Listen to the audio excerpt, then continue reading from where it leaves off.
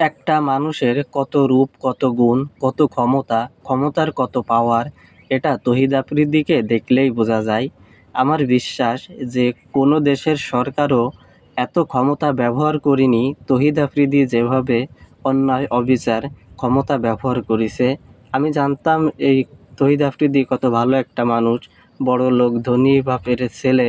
সে কত সুন্দর গরিব দুঃখী অসহায়দের পাশে দাঁড়ায়, তাদের সাহায্য সহযোগিতা করে। এখন দেখি সে ক্যামেরার সামনে সাদাসিধা, ক্যামেরার বাইরে সে হিংস্র বাঘ।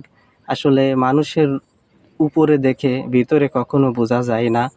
আমার আশা ভরসা বিশ্বাস সে অনেক নারীরও ক্ষতি করেছে।